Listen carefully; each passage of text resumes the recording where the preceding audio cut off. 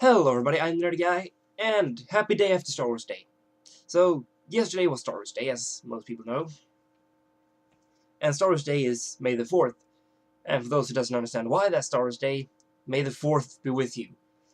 I swear, that's such a bad pun, Anyways, it's Star Wars Day, and that's the day where you traditionally watch Star Wars. However, I didn't do it yesterday because I felt lazy and I didn't get out of bed until like 12:30. But I'm gonna watch them today, as soon as I'm done with this video. But whenever you watch Star Wars, there is always the issue of what order should you watch the movies in.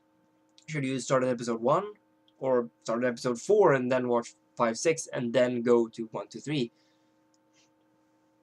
That's a difficult issue, and especially if you're watching with somebody who hasn't seen the Star Wars movies before, then definitely that's an issue, because then you can't watch the episodical order, because then you will kind of ruin the whole twist about Darth Vader being Luke's dad. And sure, close to everybody already knows this, because it's common knowledge, but there's still some people that manage to stay away from all that doesn't. And there's young kids watching this movie for the first time who has never heard that, and for them, this is like the biggest twist ever. I've seen tons of videos on that on YouTube where kids are like, no way, no, oh my god. And, no, we should preserve that. They should have that. So, the only thing that's still there, though, is 4, 5, 6, 1, 2, 3. But then you have to watch good movies and then end with like the shitty movies that just become a chore to watch eventually. So which order do you watch them in? Now, I've heard of a thing called the Machete Order. I've heard of this first from The Big Bang Theory. Yes, I watched that show. Screw you. But I looked it up and it's an actual thing here. And what the Machete Order is that you watch 4, 5, then 2, 3, and then 6. Because if you watch them in that order, then we have episode 4 and 5, where we like establish Luke's character and how he struggles to become a Jedi. And then the 5th one, when everything looks as worst, we find out that Darth Vader is Luke's dad, so we got that twist out of the way. And Han Solo's frozen in carbonite. Things is generally shitty for the rebels. So then, instead of just resolving all that, we wait. We don't get to see the resolve just yet. Instead, we have leave a little time for suspension, so we watch episode 2 and 3, where we get to see Anakin as a kid, well, not a kid, a teenager, and we get to see him like mopey, power-hungry, hormonal is the best thing, like, he struggles with his inner nature, and we get to see Obi-Wan Kenobi having issues controlling him, and everything, and then this, eventually in the 3rd one, he just snaps completely, and he becomes Darth Vader. And then, once we've seen all that, we watch the 6th one to see how it all resolves. So we have 2 videos about Luke, 2 videos about Anakin, and 1 video that ties it all together. I haven't watched them in this order yet, but I'm going to, because it sounds, on paper or on screen, it sounds like a really good idea. I can't deny it. He does bring up a very good point. Because first of all, this removes episode 1. Fuck yes. Which means there's no Jar Jar Binks, there's no mention of midichlorians, Jake Lloyd's not in it, and there's no virgin birth. I also hate that whole Jesus analogy, like, yeah, he doesn't have a father, it was a virgin birth. And there's no fucking... The amount of council meetings in episode 1 pissed me off even as a kid. I was just sitting there. Especially when I was a kid, I didn't understand English, and I couldn't read. When I watched Star Wars Episode 1 the first time, I couldn't read fast enough to understand the subtitles. So I didn't understand what was said. So the council meetings for me was basically just people going blah blah blah blah blah blah blah blah blah blah blah blah blah blah blah blah blah blah blah. That was so boring. And eventually, finally, after like 2 hours of movie, yay! Lightsaber fighting! Yes, this is what I wanted to see all along. I don't have to understand English to understand this. But God, the council meetings. The council meetings were so boring that as a kid, I liked Jar Jar Binks. I found him funny, because at least it wasn't fucking council meetings. I was 7 when I saw this the first time. So we don't see that. The whole Trade Federation conflict is so boring. And instead, if we start with the second one, the conflict we get to see is a couple of planets wants to leave the Republic. That's a conflict I can understand. Even as a kid, I could understand that.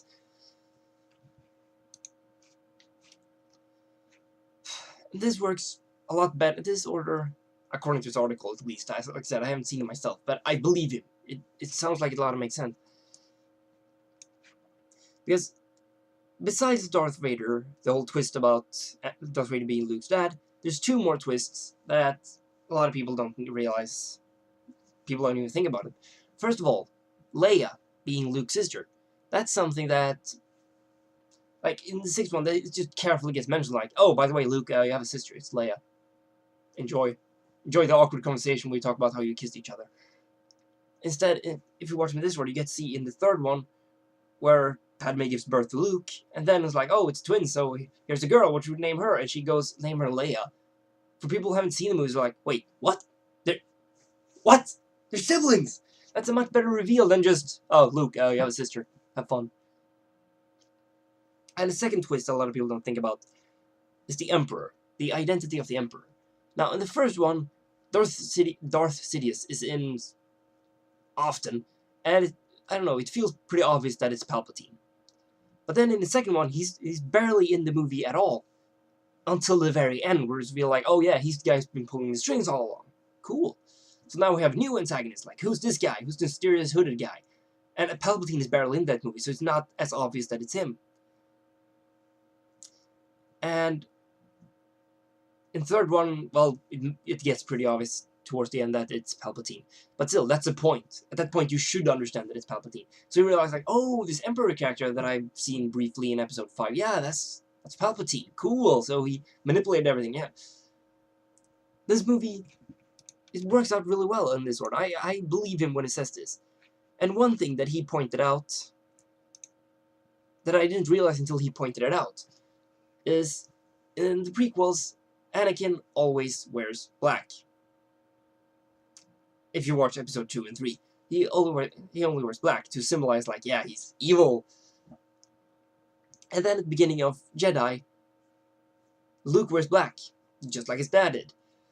And we get to see Luke force choke a guard, and he even more or less quotes his dad, saying, don't underestimate my power. Or actually, I think Anakin said, you underestimate my power, but you still get the point. Luke is turning over to the dark side.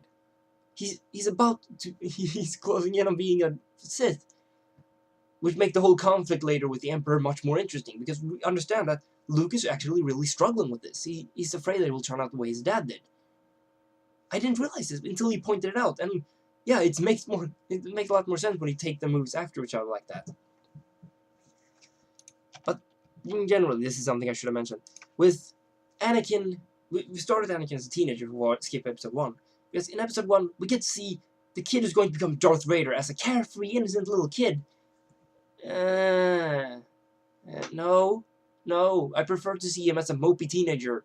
Yeah, that's Darth Vader, not a carefree little kid. No. And then, but lastly, there's some issues with this. One of them I realized myself while reading, and it's the fact that Qui-Gon is mentioned but is not in the movies, because he's only in the first one. But he's only mentioned twice. It's once in episode 2 and once in episode 3. And both times they tell you who he is. They talk to Obi-Wan like, yeah, Obi-Wan, the guy who used to train you, Qui-Gon, yeah, and the third one is like, yeah, you know, your old master Qui-Gon. So they still explain who he is. So it kind of works. And then things like, yeah, the prophecy with Anakin is not mentioned, but they just talk about it, but it's not really established, like, what kind of fucking prophecy? And also, we miss out on Anakin being that guy who actually created C-3PO. That's sad. So, this video has gone on for way too long, so I'm gonna watch Star Wars now. So, rate this video, comment, subscribe to like my videos, vote for me in a competition that would allow me to become the movie reviewer during summer. I put a link to that in the description, and here's a screenshot so you know what button to press. Whoop.